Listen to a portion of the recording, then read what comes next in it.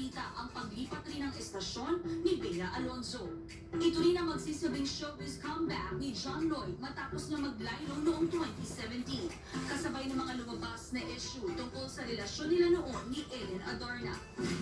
Nagsimulang mapabalita ang di umano'y paglipat ni John Lloyd matapos ng pumirma sa talent agency ni Maha Salvador ang Crown Artist Management. Ayon naman sa PIP, pumirma na rin si John Lloyd ng kontrata sa production company ni Willie Revillame. Kaya inaasahan na rin mag-guest si John Lloyd sa isang television special ni Willie na gaganapin sa June 6, 2021. Gaya ni John Lloyd, umuugong pa rin ang balitang paglipat ni Bea Alonzo sa ibang TV network.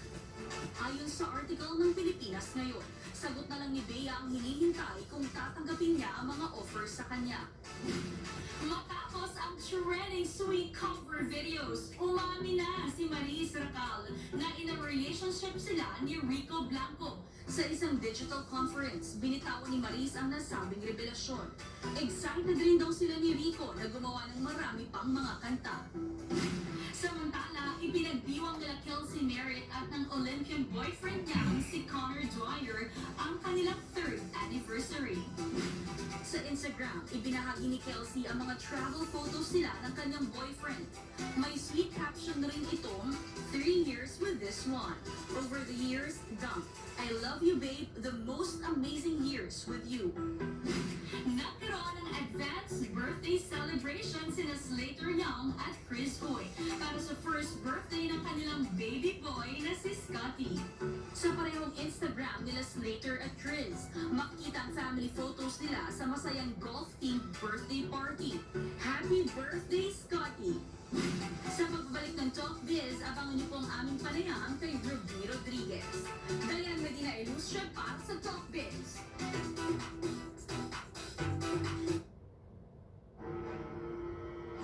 At kagaya nga na nakikita nyo, may Sus ka, Igan. Balikan natin si Rolene at Suzy. Uy, Mare, sa'yo din to. Okay, sige, go. Actually, ang cute tong aso ni Ate Su. Nakangiti. Di ba? Parang in love kay Ate Su. I love it. Ay, teka, Mare. Lingguhan ka ba kung magkano nalulutuin for your family? Like, do you make a weekly menu for them? Ask ko si Yaya. Minsan ko ano yung available. Pag wala rin napadala ko sa grocery, ko ano yung meat na mga tapos doon kami mag-ano na to, bagay ito sa pork chop, ito bagay ito sa ganito, adobo, ganyan. Naku, yung iba, arawan. Kumbaga, kung ano ang hanapin ng panlasa nila. Buti pa sila, mayroong mga available stock bigla. Di ba? Sa mga craving for menudo, pwede yung subukan ng recipe ni Chef, ni food explorer chef, si J.R. Royol. Menudo na may seafood twist. Turo mo yan sa amin, Chef. Happy Tuesday mga kapuso. Chef J.R. Royol, Food Explorer. And I will be sharing with you a very simple recipe, which is ang ating tinudong pusit. And to start off, yung pinakauna sa ating preparation is of course to clean yung ating pusit. I always use baking soda bago ko siya huhugasan ng running water. Now, the baking soda kasi somehow tinatanggal niya yung unnecessary lansa. More importantly, it reacts doon sa flesh or sa meat ng ating seafoods, in this case yung ating pusit. After nating malinis yung ating pusit, syempre yung ating mga gulay naman. So I'll start off with our potatoes, our carrots, and yung ating panggisa, which is yung ating sibuyas at bawang. And mamaya lalagyan ko rin siya ng sweet peppers.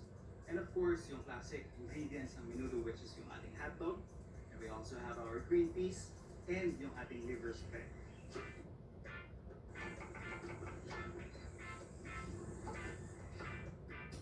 Ready na yung ating mga ingredients. Papakita ko lang sa inyo yung personal technique na ginagawa ko. Lagi ko pong pinag-ihiwalay yung ulo at yung katawan. Inuuna kong igisa or lutuin muna yung ulo bago ko isunod yung katawan. Kasi ang ulo niya ay mas matigas. Ayan, kita na natin, mainit na yung ating pan. Susunod ko na yung ating ulo. Lalagyan ko lang siya ng kalahati ng ating sibuyas. Lagyan ko na rin ng konting bawang. Siguro na una yung ating ulo na mga 5 minutes siguro. Saka ko na isusunod yung ating katawan. Yung hotdog natin, saka yung pusit, sila yung una ko ibabagsak kasi yung pusit natin, isa-set aside ko para gawin naman yung ibang components ng ating dish. Paparcook natin siya. At this point, ihiwalay ko na sila. Yung ating aromatics. Ito na yung ating sauce. Ang pagtutuunan natin ng pansin, yung aking bawang sibuyas. Pwede kayong gumamit ng tomato sauce. But sa akin, pag sa bahay, lagi kong ginagamit would be whole peeled tomatoes. And habang kumukulo na yung ating tomato sauce, ilalagay ko na rin yung ating patatas. Itimplahan ko na rin siya ng ating oyster sauce. Isusunod ko na rin yung ating carrots. So meron pa tayong natitirang ingredient, yung ating sweet pepper. Ilalagay ko na rin siya doon sa ating pusit, tsaka hotdog. And since malambot na yung ating patatas at saka yung ating carrots, ito na yung perfect time para ilagay natin yung ating liver spread. Ihahabol ko na rin yung ating pre-cook, pusit, at saka yung ating hotdog, and yung ating bell pepper. Maglalagay lang ako ng kalahati ng ating green peas. Pwede nyo gumamit ng ibang seasoning. Pwede nyo rin siyang lagyan ng keso kung mag-prep ninyo. For me, this is ready for plating. Ayan, luto na ang ating nilutong pusit.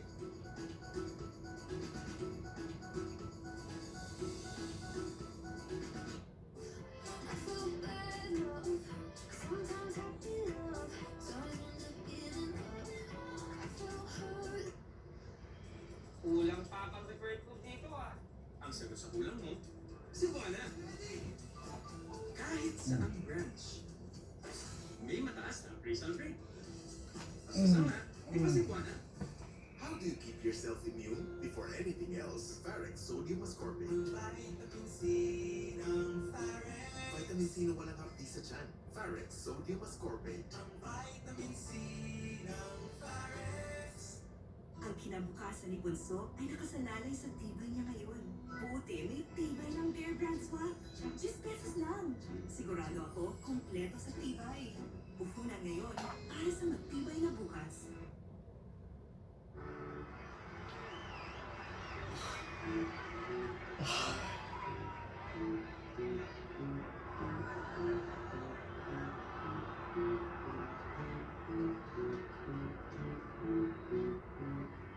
Madam President, it's your pitch.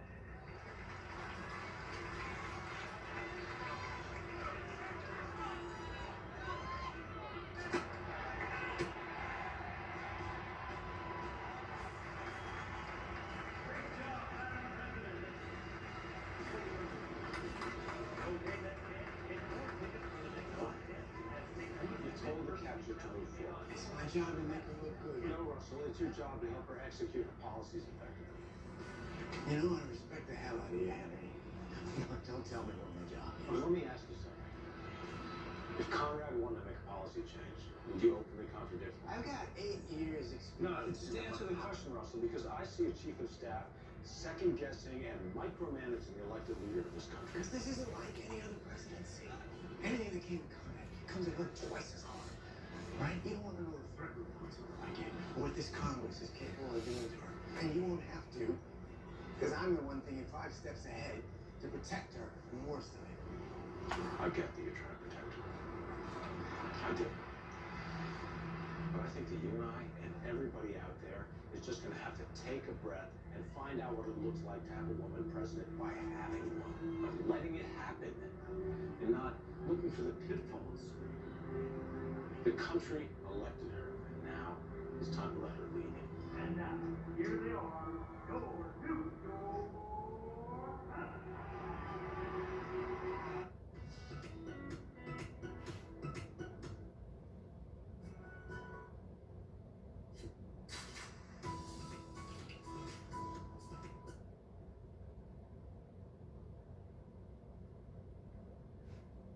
Sanitizer kahit nasan ka man.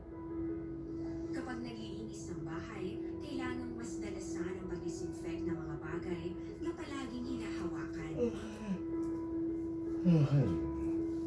Makakagawa ng pang-disinfect gamit ang ordinaryong bleach na panglaba.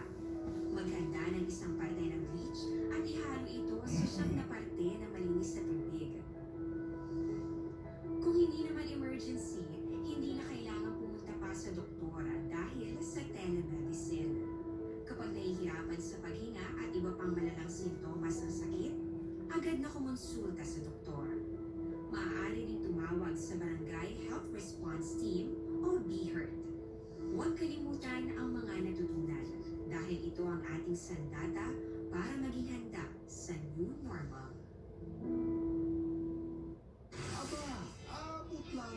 pasasalamat at saya buong na in delivering news about these events.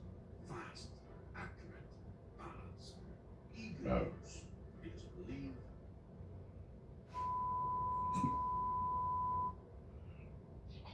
preside over the National Council. Negros Oriental 3rd District Representative Ferlud Motepes tried to stop the meeting, but his motion was rejected.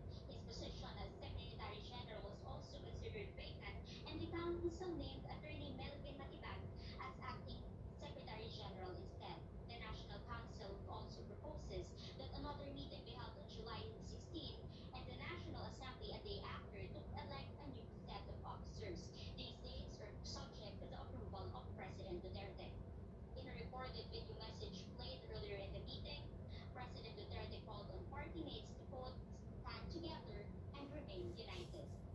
The PDP Laban has revolutionized our country's political landscape by pursuing genuine reforms and good governance in both the national and local levels. I thus urge all my party mates to stay true to the party's mission, which has always been to prioritize the welfare of our people. Meanwhile, Senator Coco Pimentel, former president of the party, skipped the National Council meeting, saying politics should be set aside for now to work on priority measures. In a statement, PDP Laban Executive Director Ron Munsayak says conveners of the meeting in Cebu City violated party rules. Munsayak explains only President Duterte as chairman can convene the National Council. He's also calling for an end to actions that would further cause friction in the party. The fate of some workers bound for Saudi Arabia is Ay, in as they wait for government assistance to get new flights and swab tests. And as Tristan Madam tells us, some of the OFWs are at risk of losing their jobs. Frustrated and exhausted over the lack of immediate government support, that's how some overseas Filipino workers describe their situation after being stranded in Metro Manila due to a temporary deployment ban to Saudi Arabia last week. Wala ko talaga sa kami dito sa airport, sir. Ay, dito sa audit. Tanong sa dito sa sir, sa maintenance nila ng mga manager dito. Wala akong masasagot. CNN Philippines obtained a video of the exchange between government officials and one of the stranded OFWs in a quarantine hotel in Metro Manila. 2 days since the lifting of the deployment ban to Saudi, stranded workers lament the poor coordination and assistance in expediting their flights to Saudi. Ayaw na po natin magtagal talaga rito, sir. Ayaw na natin, sir. Siyempre, sir, habang nagtatagal kami rito, lumilipas yung araw. Yung pamilya namin, sir, nagugutom. CNN Philippines also spoke to two stranded Mas malinaw at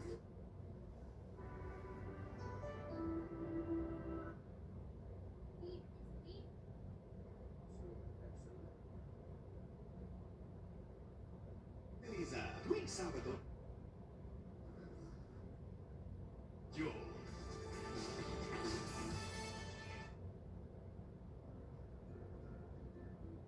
Tapos, ito po yung kailangan natin isipin. Yung sinaguras yung kamay, kaya hawag ka lang. Ito naman po lang. Pagka pinili ito, tataas yung ilalim niyan. Kaya siya napipress. Napipress. Ayan. Oo. Para tumaas siya. So yan ang break na ilalagay sa oven. Pinili ka lang ito pala. Tumaas lang. Gabatangin niyo po yung break. Medyo may force na konti. Yan, okay. Yan, pwede na po yan. Okay. So, ibubukas ko ito. Bago tataas ulit yan. Para tumaas siya, patatangin niyo po yan. Okay. Yan na, lalagay na po sa lito.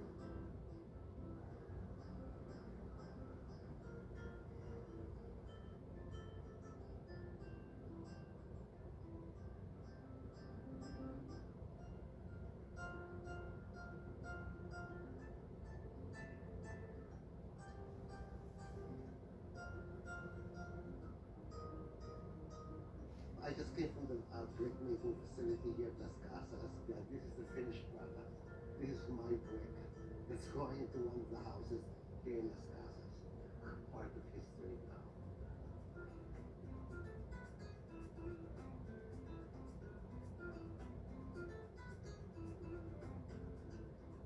here at Las Casas now to discuss menus. Apparently, we're going to be having a fiesta tonight. What traditional Filipino dishes? Yeah. But usually the traditionals, kari-kari, turon, rice, even to crispy pata, Yes. very social dishes. It's mostly a family style in the Netherlands. Absolutely. And so making sure that everyone is sharing food and Yeah. have a good social Because life. part of a meal is the sharing of experiences Of course. and eating all at the same time. Absolutely. One thing I love about the Philippines is, you don't have to be a family member. Yes. You can be just simply somebody, just acquaintance. Yes. It's very amazing. Yeah. What does an Irish chef know about Filipino food? Have you been here for a long time? I've been here about 10 years. Okay. My wife is Filipino. Oh, great. Yes. When I first got here, I was introduced to Filipino cuisine by my mother-in-law. I realized that I wasn't familiar with how the business was run here. So I ended up working for free for late Ed Kempson. So how is Chef Jason going to disrupt the menu here at Las Casas? It's about taking a new approach. When it comes to this particular restaurant here, it's definitely going to be the home cooking, heritage, family recipes. Just more better flavor, adding more approach to cooking that way. Chef Jason, thank you so much for sitting down with us. Enjoy the meal tonight. Okay.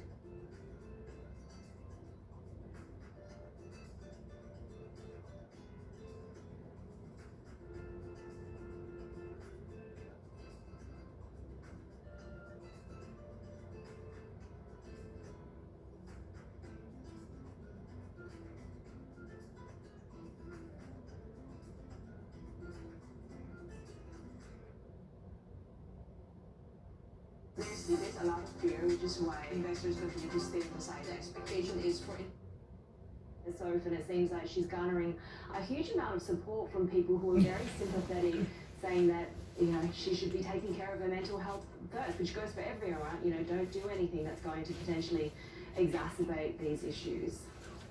And Heidi, this may raise questions for the broader sports industry as to the obligations of their athletes given this episode. And now let's get a quick check on our markets are shaping up this Tuesday morning just to see how we're faring ahead of the RBA decision that we are counting down to, checking in on how we are seeing assets so far this morning. We do have Aussie bonds very much in focus given the anticipation that we might see a less dovish tilt from the RBA. You have the ASX futures moving to the downside, settling lower, while Kiwi stocks are little changed this morning. And we have more now for that check on Aussie bonds, as of course we have some divergence as to what economists and rate strategists anticipate from the RBA when it comes to YCC and QE. And coming up in the next hour, we get the market outlook, including the Ethereum's gains with Ample Capital Director of Asset Management, Alex Wong, plus Chalice Mining's Alex Dorsch joins us to talk about their palladium find. That's it for Daybreak Australia. Daybreak Asia is next. This is Bloomberg.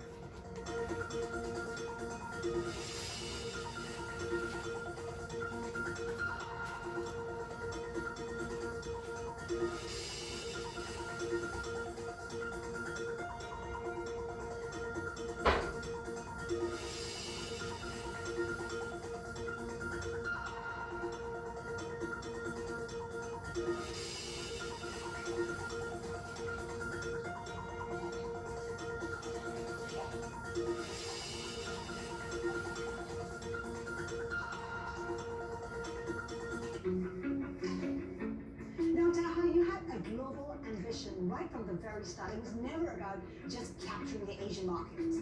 Why was that? I think the dream of the tea industry is to share like a cup of tea with anyone else in the world. And I remember from day one when I was even doing the packaging, doing like the plan, I already put all the names of the cities that I want the journey to be one day. It means the packaging, even I have just one store, you have like one bag with all the different countries all over the world. It means the target to be a global brand, it was really from day one. And I think today one we are very happy with it because from day one, if you prepare yourself, the back end to find for the global ambition, it must be from day one. Otherwise, you can be a little bit blocked in all the ideas that can be for the expansion. Or was it difficult building this global brand? Because traditionally, Asians have always bought European or American tea brands, and now you're selling an Asian brand to them. Yes, because again, this one, it was part of my dream. When I came here, when I was 23 years old in Asia, in the tea plantations, I always amazed by no tea brand from these countries, like to be in China, to be a global tea brand. And I said one day, we must create something from Asia. This is why today I was very happy, like the last year when we opened our flagship store in London. I said, this is like a dream coming true, now coming like a tea brand from Asia and putting our flags everywhere in the world.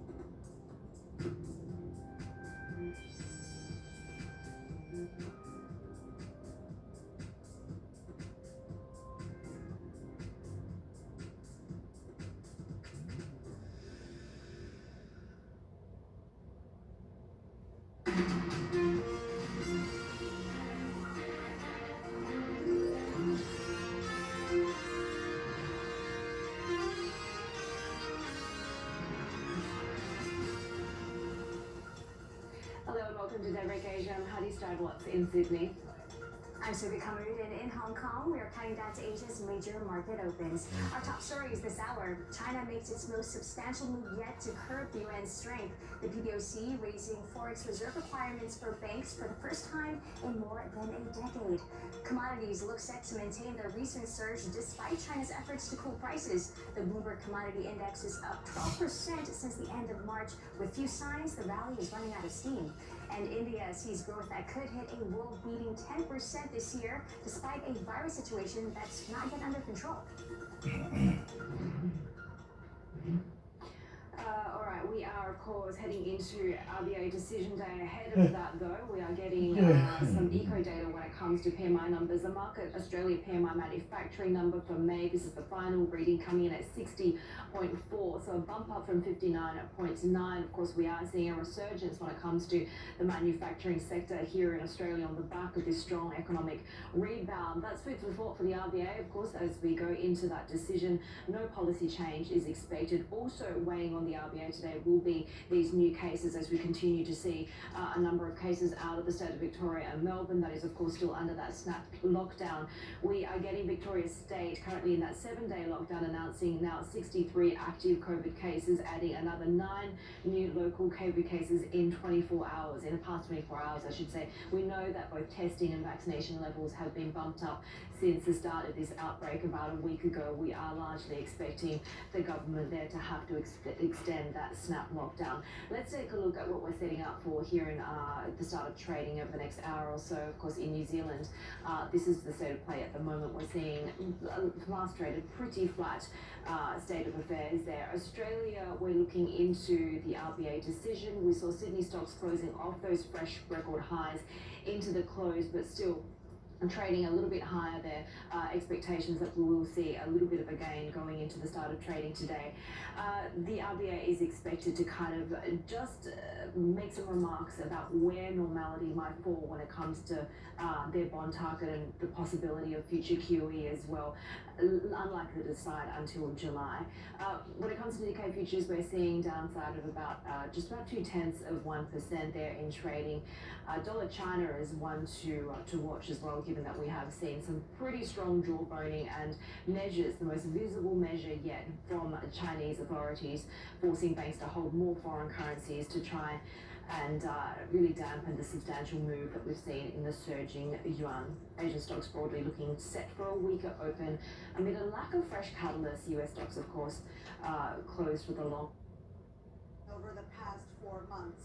So this was to prove really that vaccines work. The doctors say it will not eradicate the virus, but it will certainly help the health officials control it. Let's get more now on the situation in Peru with Dr. Julio Ponce. He's an epidemiologist who specializes in mortality data, and he joins us now from Sao Paulo. Doctor, this is really quite the jump. I believe Peru now has the world's worst death rate per capita. I know experts have been warning about undercounting for months now, so I'm guessing you're not very surprised. That's correct. Good evening, Nastasia. We have been observing the situation in Peru for quite some time now. They have been reporting deaths with COVID-like symptoms for a while now that are much higher than the official death toll. And as epidemiologists, we usually look at the number of excess deaths, which is the number of deaths that have increased over the average of the past 5 years. And Peru has always ranked on top of those numbers. It was actually the country with the highest number of per capita excess deaths. And now the official toll that has been revealed today is much closer to the numbers that scientists have been calculating for a while, closer to the number of excess deaths. So we believe it is closer to what is really going on in the country right now. Sure. Well, by my understanding, the undercounting in Peru was also driven really by a lack of testing capacity, and I know so many other countries are having to contend with the same issues. Now, given that, is then the best way of trying to count COVID deaths excess mortality? Should people be doing that across the world? It is one of the ways when testing is not available. We, of course, have very different situations across the world. Denmark, for example, has tested enough for its population 9 times over, while Peru has only tested about 1/3 proportionally of its population. So when you do not have access to testing, you shouldn't just be counting people who have tested positive and who eventually died of COVID, because of course a great number of people won't be being counted in those figures. So excess deaths are a way to do that, to account for the lack of testing. Well, of course, counting deaths and cases is a way for governments to work out how to fight this virus, right? Where their priorities should be. So what kind of impact does undercounting like this have on the actual health responses on the ground in Peru? Well, preparedness for the COVID-19 pandemic have to rely on the trends of the disease. So if you can't accurately count the number of cases and deaths, you can't accurately predict where the pandemic is going next. We have had that situation in other countries as well, but one country that has done the opposite, for example, was Belgium, where they have counted suspected COVID-19 cases from the beginning, and they have been able to project trends in the disease and sometimes even act before things got worse in the country. So it really does have huge implications. Dr. Julio Ponce there speaking to us from Sao Paulo, an epidemiologist. Thanks so much for sharing your expertise here on Al Jazeera, sir. Thank you. Now, if everything goes according to the government's plan, England's lockdown will effectively be over in 3 weeks. But that has some health officials worried as the about speeches. It's not about interviews. It is about focusing on the people that were harmed and doing everything in our power to make sure those people receive justice, respect, and reparations. But while the survivors continue their fight for compensation, some among the younger generation are finding the history just too much to cope with. It is so painful that I can't even live in this city. I just can't. But I have since moved to Atlanta, Georgia, which I consider to be, the new Black Wall Street. When the president comes here tomorrow, he will yet again address a shameful episode in the country's history. And with the murder of George Floyd still uppermost, many will wonder just how much has really changed in America over the past 100 years. Gary O'Donoghue, BBC News, Tulsa. Well, Reverend Robert Turner is pastor of the Vernon African Methodist Episcopal Church. You saw him in Gary's report. A little earlier, I asked him to explain the shadow that all of this still casts on Tulsa. We have never seen justice from 1921. There's never a major event. Well, so the IOC has done a really good job over the last 40 years, increasing the amount of revenues that the IOC gets itself, as well as the local organizing committee. But along with that has come a huge increase in costs. So just the national stadium, which System is needed to incentivize companies to hire young women, and subsidies need to be in place to address high housing and education costs and job protections for women.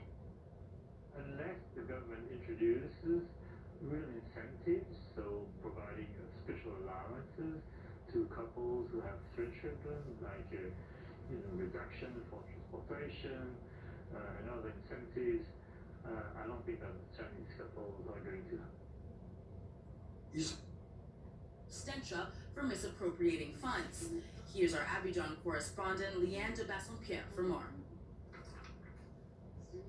Gbagbo has enjoyed many years of support by Ivorians that are close to his party and others, but there's also still a sense of there's not been justice served for what's happened in Ivory Coast, and in a time where after he had refused to concede defeat to President Alassane Ouattara. So he's previously said that he wants to take part in a reconciliation process, and it's up to the ruling party now to make some kind of announcement on what is next. Of course, he does still face 20 years in jail for charges that were brought against him in Ivory Coast.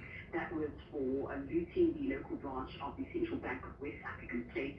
He was tried in absentia and does still face 20 years behind bars on those charges.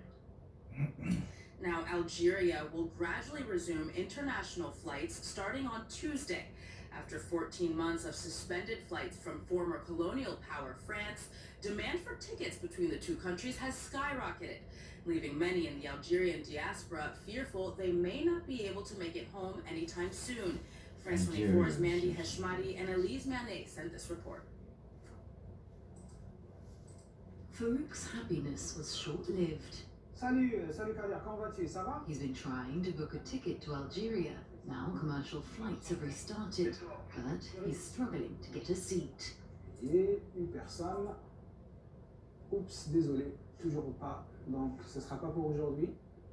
And the restrictions imposed by the Algerian authorities are still strict. Comme ça, c'est parfait. On pense que les conditions elles sont assez, entre guillemets, exagérées par rapport à la situation, parce que le virus, c'est quelque chose qu'à un moment donné, il faudra qu'on vive avec. Et la psychologie qui fait mal. Les personnes qui n'ont pas encore fait le deuil, les personnes qui n'ont pas de sous, les personnes qui ne peuvent pas rendre visite à leurs parents, c'est un déchirement. Farouk is one of thousands of Algerians who haven't been able to return home for more than a year.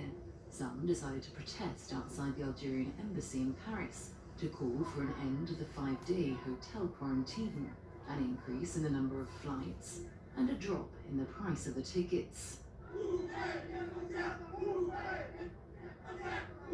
هادي قريب عامين ما شفتش انايا لا فامي ديالي ولادي وعائلتي ويزيدوا يديروا لنا 5 ايام تاع كونفينمون ني با داكور لا فاكسيناسيون ما هضروش عليها كامل بور سو كي سون فاكسيني ما هضروش عليهم Land and sea borders both remain shut, so while the partial resumption of commercial flights is a relief, many Algerians are still struggling to return home. Now, Brazil may have registered more than 30,000 new cases of coronavirus over the last 24 hours, but the country will nonetheless host the Copa America football tournament in just 2 weeks. Colombia and Argentina were stripped of hosting duties because of COVID-19 outbreaks there, and this even though Brazil remains one of the hardest hit countries. Kara Scarlett has the story. Moved from one coronavirus hotspot to another. The 2021 Copa America will now be played in Brazil after original host nation Argentina pulled out due to a rapid rise in infections. The 2021 Copa America will be played in Brazil. The start and finish dates are confirmed. The world's oldest international football tournament will thrill the entire continent. Colombia was also meant to co-host the tournament, but was removed on May 20 amid violent anti-government protests. The unrest has entered its fifth week and claimed dozens of lives. Argentina was disqualified from hosting on Sunday after recording on average 30,000 daily cases that week. Argentina had a commitment to organise this competition, and we really tried to keep that commitment and carry it forward. But the epidemiological situation made it impossible to do so. The South American Football Confederation thanked Brazil for what it called decisive thinking at a crucial moment. The new host is the holder of the competition, having won it on home soil in 2019. The country is one of the worst affected by the pandemic, with the world's second highest death toll. President Jair Bolsonaro's handling of the outbreak is under investigation by a Senate inquiry. On Saturday, thousands of Brazilians took to the streets to protest against his administration. Tennis star Naomi Osaka announced she is withdrawing from the French Open on Monday to take time away from the court. Now, it comes after the 23-year-old refused to take part in any news conferences during the competition because of mental health issues. It's a decision that cost her $15,000 in fines. Osaka revealed she has struggled with depression since winning her first Grand Slam title in 2018. The French Tennis Federation president has described the decision as unfortunate and wished her the best and quickest possible recovery. Well, that ends this edition, but please stay tuned to France 24 for more world headlines.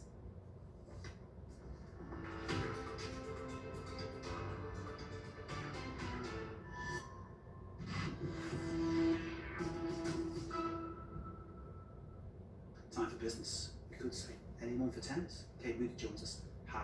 French Open has got underway here in Paris. You'll be looking at the impact of the coronavirus pandemic on the tournament's finances. Yeah, because of course we've seen in the last year the worlds of business and sports colliding ever more. This year, a limited number of fans are allowed to attend, as we're seeing at sporting events in a growing number of countries, including this weekend's final of the Champions League in Portugal. The restrictions, though, still mean a second year of reduced ticket sales at Roland Garros, as Catherine Viat reports. Eager tennis fans lined up to enter the Roland Garros complex as the French Grand Slam got underway. Due to the coronavirus pandemic, strict audience caps have been set, ranging from 15 to 35% capacity. That translates into just over 5,000 spectators a day through June 8th, and then for the end of the tournament, when restrictions are eased further, just over 13,000 visitors a day. The French Tennis Federation estimates that it will sell around 118,000 tickets this year. That's down from a record high of almost 500,000 tickets in 2019, but still much better than at the height of the pandemic in 2020. All of this has taken a massive toll on the tournament's bottom line and the Federation's budget. The French Open provides 80% of the FFT's income. In 2018, ticket sales represented 17%, while partnerships and public relations each accounted for about 20%. The biggest slice, of course, coming from broadcast rights at 37%. In 2020, the French Open's revenues fell just over 50% compared to 2019 to 147 million euros. Still, over the past 10 years, the Federation has spent 380 million euros modernizing the tennis complex, adding a retractable roof to the stadium court and additional seats and lighting to the main courts. The upgrades make the complex less dependent on the weather and have the added bonus of allowing evening matches, an attractive prospect for broadcasters who can now air the matches during prime time. Let's check in on the day's trading action now. Relatively light session saw losses for the CAC 40 here in Paris and the DAX in Frankfurt. German stocks retreating from last week's record highs as data show inflation in the Eurozone's largest economy hitting 2.5%. That's its highest level since 2018.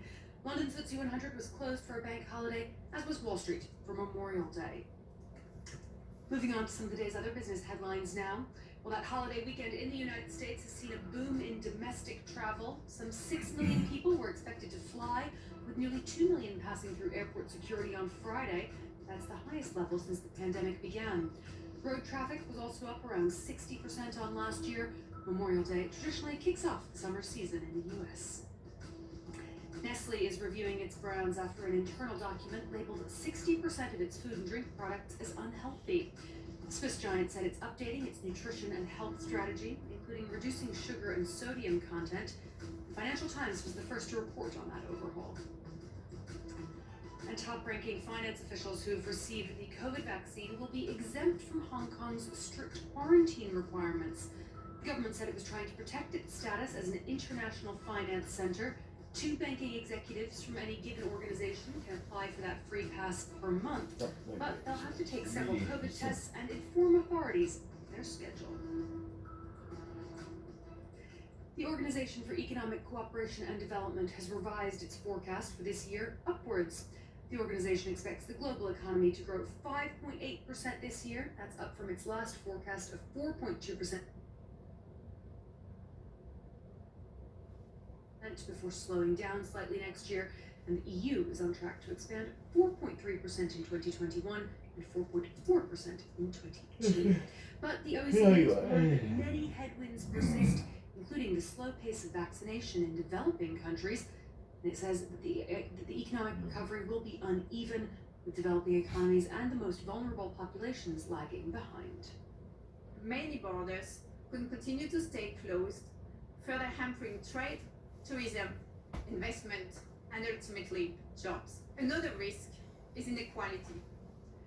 So the recovery is not only very uneven between countries, across sectors, but also across people. We need to collectively help emerging market economies more, boosting the production of vaccines, improving health infrastructure, and testing capacities. And that was indeed a more upbeat note for Angel Gurria, whose 15 years as Secretary General of the OECD are now coming to an end. He'll be replaced by the former Australian Finance Minister, Matthias Cormann. He takes office tomorrow, Mark. Okay, thank you very much indeed, Kate. We do all the business. Pleasure to see you as always.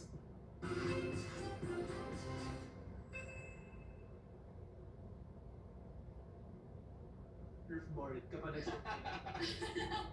Pero yun, nakakasawa na kasing, alam mo yun, mga walls, parang sinabi ni Ocean. So, I feel like everyone wants that kind of trip. Ayan, so Ocean din daw. And Kevin, yay or nay sa Ocean? Siyempre, yay pa rin tayo sa Ocean. Kaya alam mo siya, Ayan. extreme yung gusto ni Willow, pero pwede naman kita picturean na lang. Pwede naman ako na lang magsisurf, tapos nood ka na lang. Oo, panoorin na lang kita. Kamusta ka po sa extreme sports, Kevin? Baka mamatay ako. So, siguro pinaka-extreme na may takot kasi ako sa heights. So hindi ka pwede sa akin, taas ko eh. Pero I'm still good pa rin naman ako. Willing to try, you know. At least, di ba, willing to try. Ayan. Thank you, Willow. Okay, move on tayo sa question number 2. Kung i-relate mo ang personality mo sa cuisine, anong cuisine ka? O, di ba? Some girl, searchy number 2. I would have to say Filipino food talaga. Kasi yung personality very kalog. So parang yung humor ko, pati yung culture ko talaga very Filipino. So, Filipino food. Ano favorite Filipino food mo, some girl? Kung pagluluto mo si Kevin ng isang patahe lang, ano yan? So wait lang. Ang hirap kasi ang daming masarap na food eh. Mahilig mo sa adobo? King. Adobong anes, adobong sitaw, adobong adobong baboy, Adobong kangkong. Adobong adobo. Stay good. Stay good. Go with chicken, Actually, kukuha na ako. chicken pork adobo. Yung may itlog o walang itlog? Siyempre may itlog. Ay, tara, gusto ng itlog. Kevin, Filipino cuisine daw sa search number 3. Yay or nay? Yay! Sobrang gusto ko yung adobo. Sobrang mahilig ako sa Filipino food. Bilang matagal ako sa barko, laging hinahanap ko Filipino food pagka umuwi ako. So, Filipino food. Ayan, tingnan si search number 3 si Willow. Ikaw, Ah, Willow. hanapin mo rin ako. Uy! Manapatahabol si Searchy number 3. Sandali lang ako na. Nag-aagawan tayo sa spotlight. Sandali. Yan, Searchy number 3, Willow. Itatapos mo na talaga.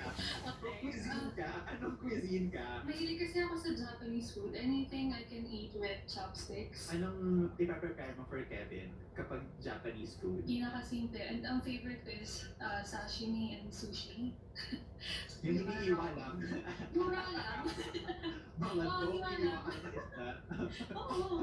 Kevin, how are you with Japanese food? Isa yun sa favorite kong cuisine, yung Japanese food. Masaya, masarap yan. So, yay ka rin sa Japanese food. Yay din, yay. So, yay tayo sa Japan and sa Philippines. Sushi number 1. Kung cuisine ka, anong cuisine ka? Paulit-ulit. Siguro Korean, ihahalin tulad ko na rin siya sa sarili ko. Siguro gawin natin metaphor. Kunyari, ako yung meat. So once you get to know me, I'm raw. So like kapag nakilala mo ako, kapag naluto na, I am like more than that. What you saw sa first kita natin, ganyan. Mas may makikilala ka pa about me. Ay, ang taray. Ocean, since ako raw ka, do you like it raw? Of course. Ayoko na. Magkikwento po ako ng show na to. Rod. Ayan, Kevin. Korean daw. Dahil raw daw siya. At pwede mo siyang lutuin. Asian food, sobrang sarap lahat naman. So, yay pa rin ako sa Korean food and also stuffed Asian hate. Wow! Wow! Ay, pasok. Ang deep ng sagot ni ni Ocean. Oo, diba? Kaya tayo Filipino, Japanese, and Korean. So, ayan, bonggang-bonggan. Okay, game. Last question na for this round. Kung mag-date kayo ni Kevin, anong mode of transportation yung pipiliin mo? Car, plane, bangka, motor, lakad-lakad lang. Ayan, Willow. Actually, gusto ko yung baka mga long walks. Pag naglalakad lang, nagkukwentuhan, nasa internet, after kumain. Sa kayo naglalakad, Willow? Kung naglalakad kayo ni Kevin? Well, madalas sa BGC, siguro madaling maglakad. Sa mga park, pwede Alam mo, kasama yung vloggies. ang dami magandang sagot sana dun sa question na yun, pero wala ka na ano doon. Wala ka Ay, sorry. Ano pinag-play mo doon? Hindi, ano dapat? Siyempre sa aisle na, di ba? Ganun. Ay, Simbahan. Ano nagkakabit ko lang sa kanya eh. Hindi pwedeng ganun agad. Oh, Willow, take to natin ha. So, tuloy ko ulit. Oh, Willow, so saan kayo naglalakad ni Kevin? Sa aisle. Bilis na na, bilis mo mag-isip ha. Thank you so much. Lakad-lakad daw sa BGC. Kamusta sa'yo yun? Sobrang goods din ako sa lakad. Another form of exercise eh. So, gusto ko yung lakad-lakad and very intimate. Mas marami tayong pag-uusapan. So, yay. Ang taray naman ng intimate. May mas alam akong mas intimate na exercise for you, Kevin. Ocean! Kung mag-date kayo ni Kevin, anong mode of transportation yung pipiliin mo? Siguro I choose bike. I actually, ngayon parang mas nagkakaroon ako ng interest sa biking. I think mas may enjoy namin yung scenery, mas ma-appreciate namin yung nature, ayun. At saka, syempre, exercise na din for us, di ba? Nasa bahay lang tayo palagi, we don't get to exercise that much. So, ayun, makakapagkwentuhan ng slight kasi may mga stopovers, may mga breaks. Ayan, biking daw. Alam mo kung ako sa Ocean, iba yung sasakyan ko. Ay! Kevin, babike daw kayo, girl. Oo, ito ka naman sa biking. Mag-uusap doon. Sorry. Gusto ko yung biking na yun. Parang ang lakas maka-connect dun sa sagot na kanina na Korean food. So parang Korean novela tayo. Yeah. may pa slow-mo.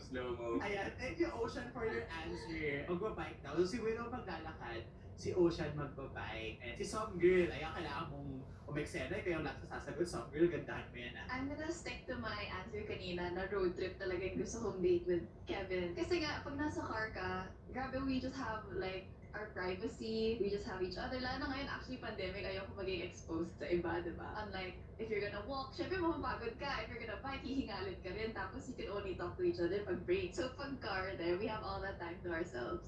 So car din siya. So Kevin, so yay ka ulit doon, syempre. Kasi Siyempre. Tsaka privacy. Wow. Pero alam mo, ay, thank you pala Some Girl. Nagkwento agad. Thank you Some Girl. Ay, alam mo Kevin, parang meron ding intimacy yung ano no, pagko-commute. Parang nagko-commute together. Parang bus papuntang sa malayo, ganun. MRT, tas magkadikit kayo kasi siksikas. Ayoko. Ayaw mo. Ayan, Kevin. Ayan, tapos na yung round 1. Sino na ngayon yung medyo nakakalamang? Kanina ka pinaka-interested. Kailangan mo magsabi. Siguro kay interested ako kay... Ang hirap kasi may lahat naman kasi. Okay lang naman kung wala. Hi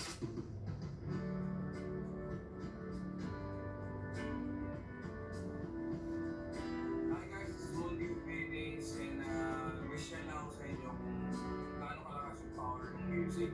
Nung bata pa lang ako, sobrang yun yung naging parang kung ano may pinagdadaanan ko nung bata ako hanggang sa tumanda ako. Music pa rin yung lagi kong kasama eh. Iba para sa akin yung power ng music kasi as a performer, as a musician, pag tumutugtog ako, nakikita ko nag-enjoy yung mga tao, nakikita ko kung kumakanta sila, and even I go to gigs na hindi kailangan gigs namin just to just to experience the happiness and joy it brings when it comes to music. Ang dami natin pwedeng gawin para hindi tayo masyado malugmok at lungkot. Gumagawa ako ng mga playlists, kumain ako ng mga songs. I even write songs during this time. This time of pandemic. Yung power of music para sa akin, it helps you get by for the entire duration of this pandemic. It can help you, it can uplift you, it can bring you hope. And at the end of the day, the music is everywhere. Traffic, mga biyertos pag nakain ka, hindi naman kailangan melodies na ganyan. Any sound na move ka, yun yung may tunay na power. So, kapit na tayo mga kaibigan na, and something na tayo.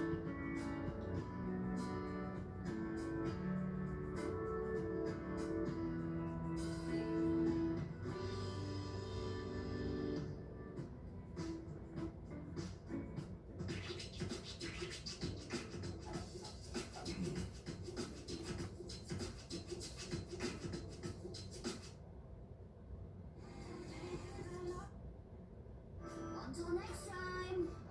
Hello there, James Les Reed here, and do you know this letter? That's right, the letter N.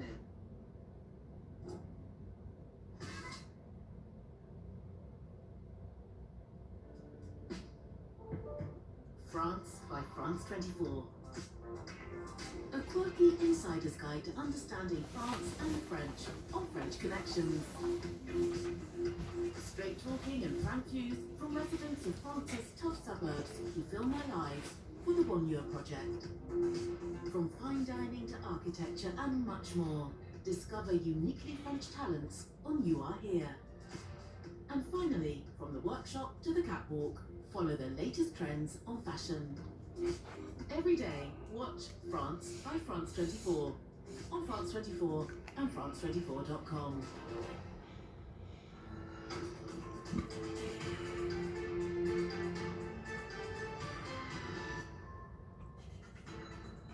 France, Germany, and other European nations demand answers amid revelations the U.S. spied on its EU allies with help from Denmark. After 12 consecutive years in power, Benjamin Netanyahu faces the biggest threat to his premiership as a viable anti-Netanyahu coalition takes shape. And it may be one of the worst hit countries by coronavirus, but Latin America's largest football tournament moves to Brazil after original host Argentina sees a surge in COVID-19 cases.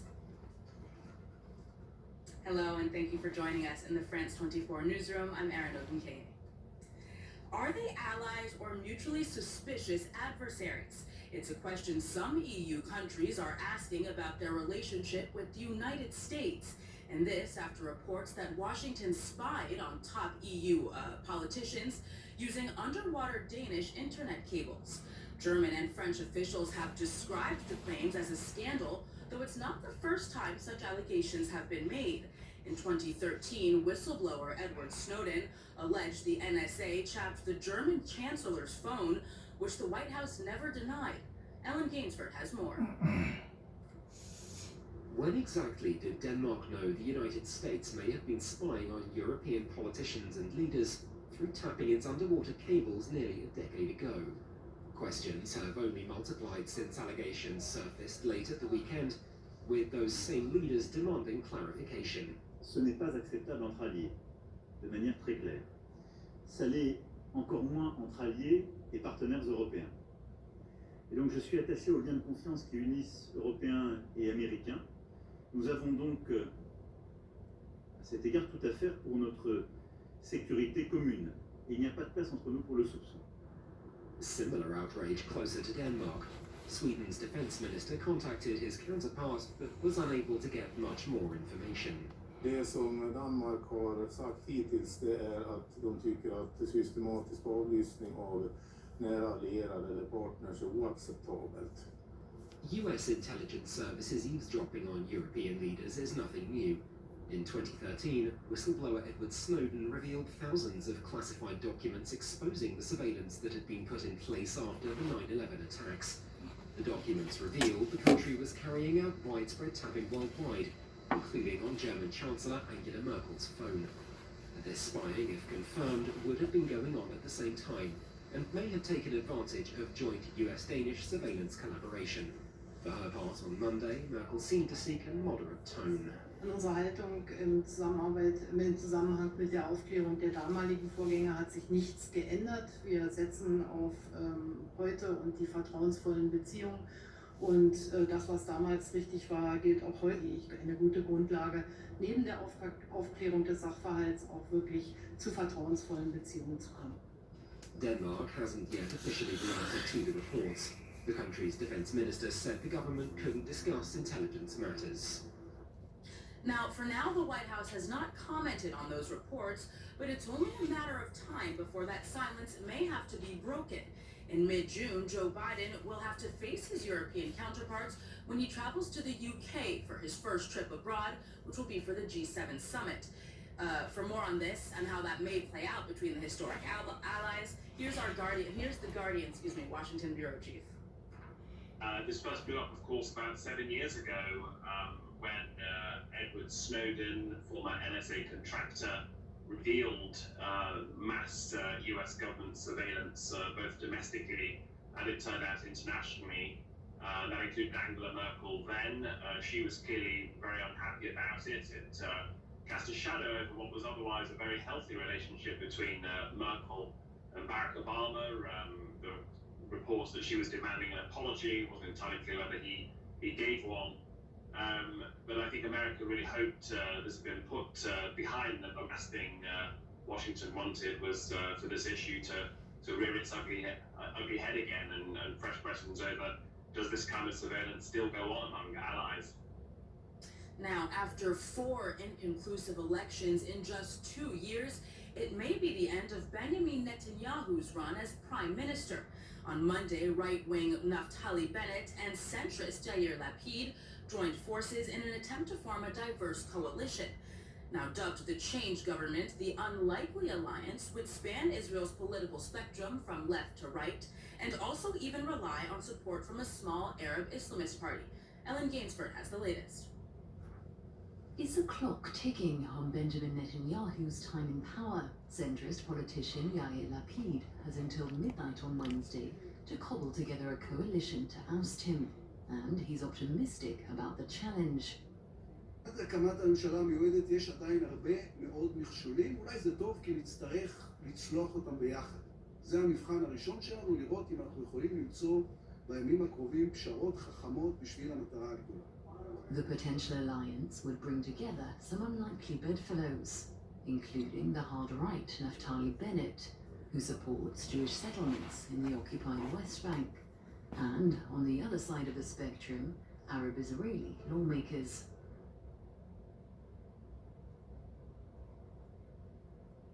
Bilo, alam ka na mas ano pa sa akin?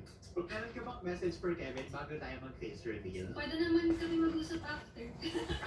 Okay, thank you. Nag-meet naman kayo ngayon eh. Okay, so Celebrity, come on na tayo. Let's see your face. Hi, Willow. Hi! Ang ganda. Ganda naman ni Willow. Ang ganda. Ngayon lang ako nagpagkakasing na akong opportunity mag-makeup ulit. Ayan.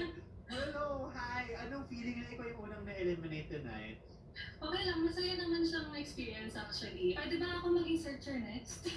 Ay, isasabit ko na sa sa mix and match. Ayan, Willow, yun sabi mo nga, pwede kayo mag-usap after. Kung saan tayo makikita online? I have a Facebook page, just search Michelle Lian, and sa Instagram, lian.michelle. Kevin, what's your parting message for Willow? Nasaktan siya o pinakita ko? Oh, nasaktan?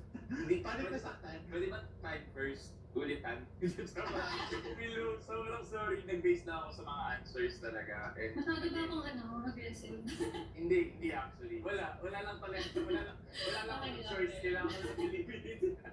Pero sobrang ganda mo, Willow, and sobrang okay yung personality mo. Yun lang. Sabi ko. Ayan. Thank you, Willow. Thank you. For joining us here tonight on Mix and Match. Thank you. Ayan. May isa na tayong na-eliminate. We're on to our last round, Kevin. Ang sakit, no? Ang sakit mag-eliminate. Kapal ng mukha. Ganun. Kapal ng mukha ko. So, mas makakapala mo pa yung mukha ko this round kasi this last round is called The Shocker. Alam mo yung Shocker? This is a new game where we'll be asking a couple of relationship questions. Ang ingay ng mga aso! We'll be asking a couple of relationship questions to our remaining searchies. And of course, sasagutin mo rin siya. In this game, mas makikilala pa natin ang ating mga searchies and searcher when it comes to love. This way,